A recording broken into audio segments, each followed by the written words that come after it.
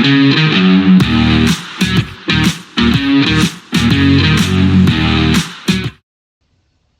welcome back to the SuperCoach Nuff channel. In this video we're going to do the round 15 preview for NRL SuperCoach in the 2024 season.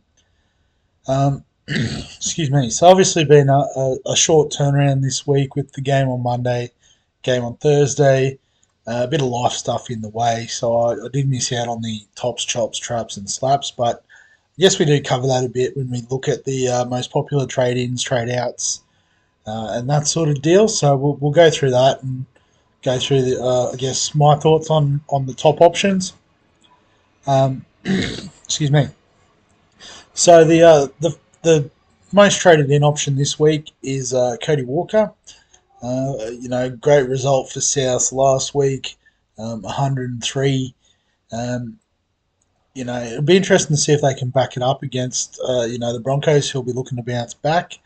But I suppose if you are looking for a 5/8 that will cover round 16, I think Cody Walker is the best option, just given that the break-even's nice. He's got, history of being able to produce, and I think maybe the move to number 7 and really giving him the keys to the side could potentially have unlocked him. I'm personally, going to have another look. I've got a bit of money in the bank and can afford to, let a bit of value slip. But just wanting to make sure that would be the right pick. Number 2, young Hopewadi from the Sea Eagles, obviously on the bubble this week. Nice break even of -63. Bottom dollar. So obviously, if you're looking to, I don't know, perhaps get out of a Scott Drinkwater before the bye next week, that I guess I'm trying to think of another option. Doesn't come to mind. That you might be looking to trade out. Just rattle through the others. I think Gutherson has a bye next week, might be in a few teams. I think you could downgrade and obviously use that money elsewhere. I guess you do always run the risk of running with a cheap fullback. I already sort of took that option with Trey Fuller in my team. But, if you are looking for a downgrade, he seems to be the cheapie of the week. Jerome Hughes at number 3. So, gun fullback, turned up last week. Nice break even. Still below his starting price this season. So, I think it's a good get if you are looking for a halfback next week. Sifa Talakai, so really interesting option. Nicely priced at under 400k for what we know he can produce.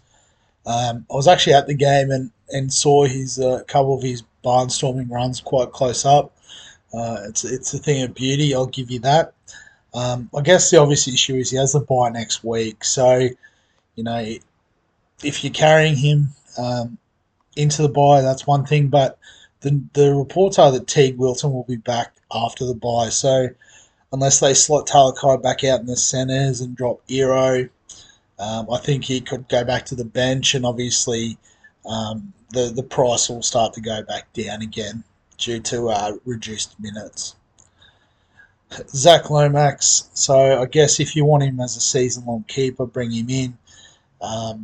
I think he's locked in for Origin 2, so you're not getting him next week, not getting him in round 19, even if the Dragons aren't playing. I don't fully remember their bye coverage. Are they one of the teams on round 17 bye? Not sure. Yeah, no. So they're on the bye round 16 and 20. So same as the Sharks. So, obviously as a keeper, we bring him in, but I guess, you will miss out on a couple of bye round coverages. Number 6, there's Tyron Wishart. So I probably actually like this pick more than even a Cody Walker, just due to the dual position, a little bit more value with the -16 break even and smaller price. I guess I'd sort of committed to Dylan Brown and Matt Burton early as those sort of dual position swings. So I don't know if I could quite do it now. I guess some people might look, well, he's already made 250k. How much more has he got? It's a fair point. But I think he's shown that, if you give him the minutes, he can produce the scores. So, yeah, definitely a great option in either half position. Adam Fanua-Blake, yep, absolutely get on board. Fafita, ditto. Matt Fierney as a cheap option at the Dragons.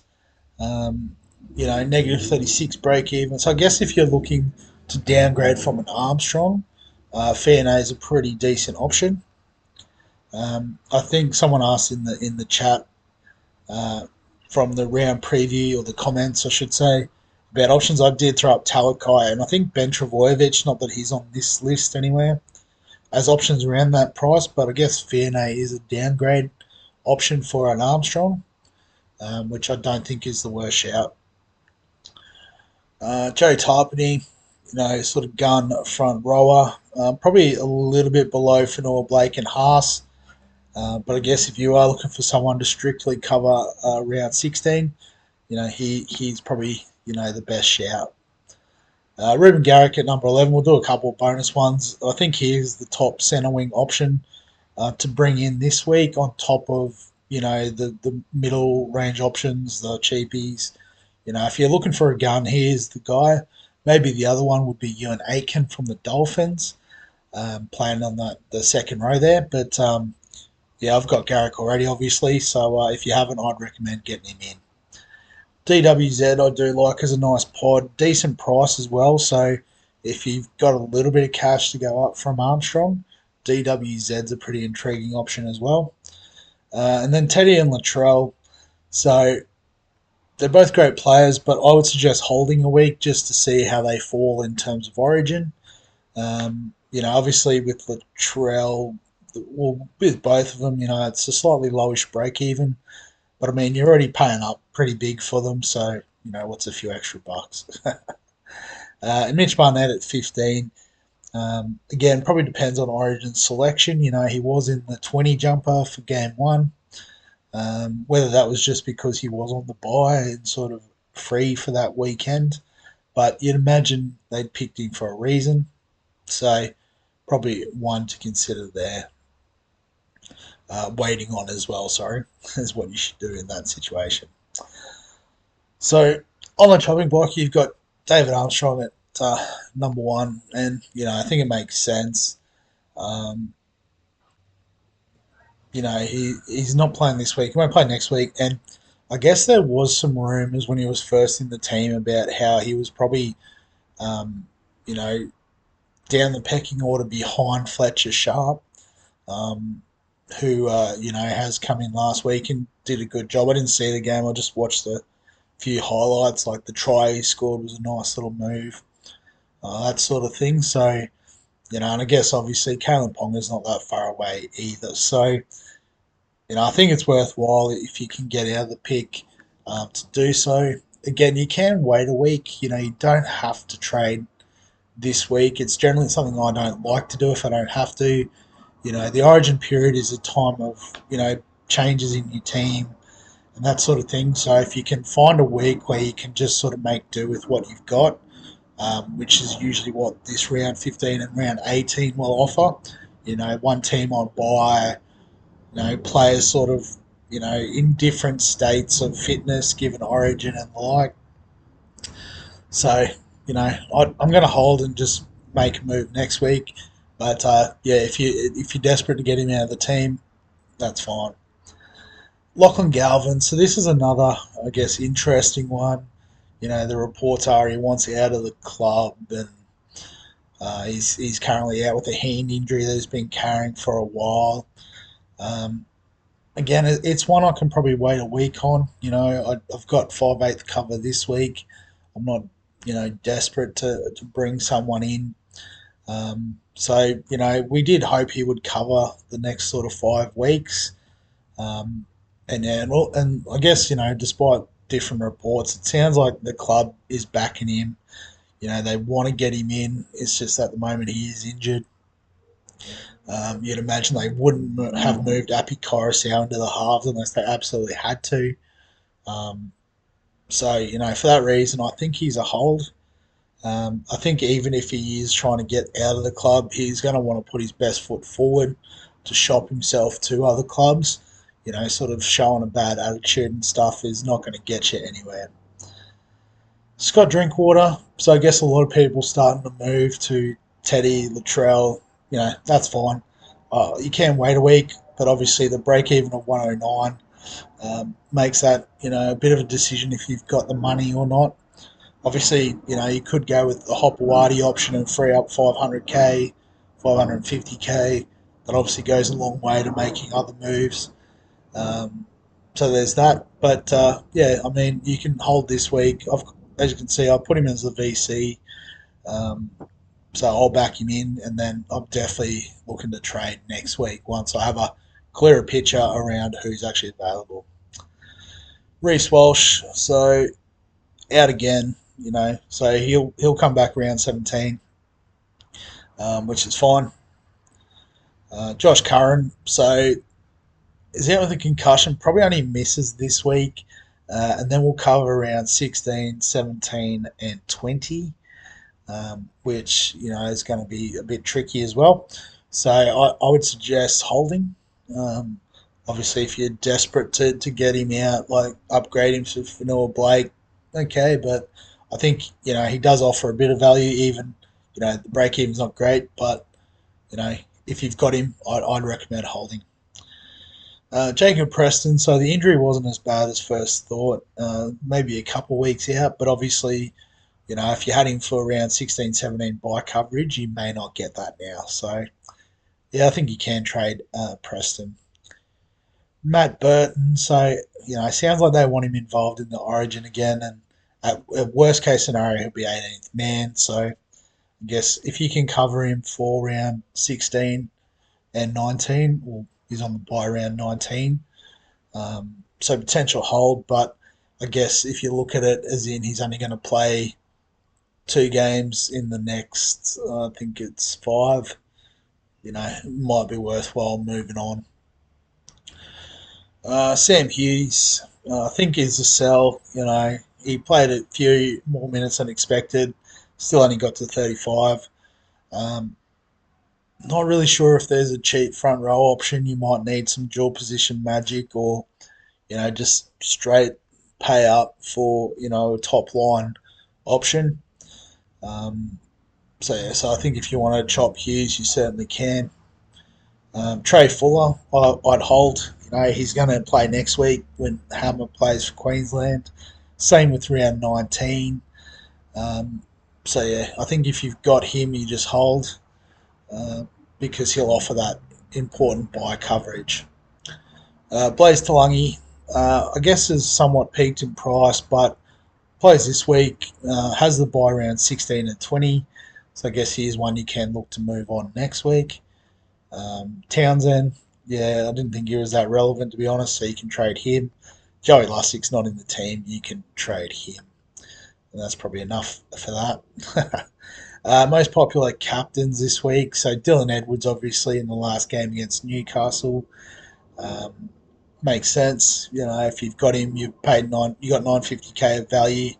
You'd want to back him in. Dave Fafita against the Tigers is a pretty tempting proposition. As you can see, I got the C on him this week. I'm part of that 7.2%. Scott Drinkwater, again, if you've got him, you can back him in. Hines, a lot of people would VC him, I would have thought, against the Dolphins tonight, but 6% captain rate is pretty good. It's pretty interesting that it's well spread out, actually. There's not one sort of dominant option, which is really interesting. Actually, for the captaincy, I might go top 10% because there's still too many people with Nathan Cleary as captain. Here we go. So, okay, yeah. So it goes a little bit more to Dave Fafita, which I think makes sense. As you can see, pretty popular vice captain option too. Latrell, against the Broncos. Be interesting to see if he can back up the 150. I haven't gone through historical data, but we do know he goes in like peaks and troughs, and hopefully that he's in that peak at the moment. Maybe pushing for an Origin jumper might be enough to get the job done for him. Dylan Edwards, we've spoken about. Ruben Garrick, interestingly, against the Dragons. Probably more of a VC shout, I would have thought. I'm not 100% on top of when they're playing. I thought it was fairly early in the round, but I may be wrong. Joe Manu, I guess, is often in the conversation. Um, it can be good. It can be, he's averaging 82 this year. So, I mean, if you got that, you'd be pretty happy. Drinky, we've talked about Tedesco. Dom Young, obviously, for people who own him. He does have that ability to go massive. It's definitely a riskier one. If you can VC him, I'd go down that avenue. Jerome Hughes, Nico Hines, obviously halfbacks, averaging well. Nico Hines, 208 break even. If he got that, you'd be absolutely cheering. Yeah, CNK, I guess, one for the pod players out there. Sam Walker, starting to get into real pod territory there. So I might just leave it at that. But yeah, in terms of my team, as I said, it hasn't actually changed since the round preview. Um, I've got 17 on the park. I could go with a Gagai if I need to, as an auto emergency. But as I said, I'm just going to wait till next week and sort of assess where we're at. So at the moment, for next week, we've currently got 1, 2, 3, 4, 5, 6, 7. Oh, sorry, not Crichton. Oh, actually, not Grant either. Actually, I'm struggling for next week. 1, 2, 3, 4, 5. Not Burton. 6, maybe 7, 8, 9, 10, 11, 12. So I've got. So currently got 12. I guess I am willing to trade Drinkwater. Probably trade Armstrong. And maybe we upgrade Hands next week. What's his break even? -4. So hopefully he can make us a bit more cash, and then he'll probably get flipped to a Marshall King or something like that. So yeah, so I think we'll be okay. We will use trades next week. We won't use them this week. We'll, survey the landscape a little bit more. Like I said, it all depends if Galvin's available or not. Did I count Galvin in that before? So if I do count him, it's 7. 12, I think it was 12 including Galvin. Okay, well, worst case scenario would be 14 with those 3 trades. So yeah, so pretty comfortable with the team as it is.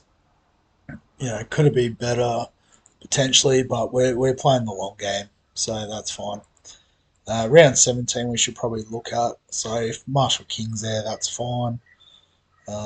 Whoever we trade for these two, we'll assume will play round 17, unless it's a Latrell for Drinkwater. But I guess, if we do get playing fullback, that's 1, 2, 3, 4, 5, 6, hopefully 7 by then, 8, 9, 10, 11, 12, 13, 14, 15, 16, 17, 18, 19, 20. Yeah, so 20, that gives us a bit of wiggle room for people not backing up, that sort of thing. Maybe by then, if Galvin's not back, we just upgrade him to a Sean Johnson, or maybe Nico Hines if he doesn't get in the Origin team, that sort of thing. Yeah, it could be the plan there. So, you know, sort of in a position where we're okay. Obviously, can always be better, but if that was the case, we'd be a bit closer to number 1 rank. But I'll wrap the video up there. I've probably gone too long as it is. So, as always, if you've got any questions, comments, thoughts, feel free to add them below this video. Give us a like if you enjoy the SuperCoach content. Subscribe for all the fantasy sports content on the channel. And other than that, we'll catch you in the next one.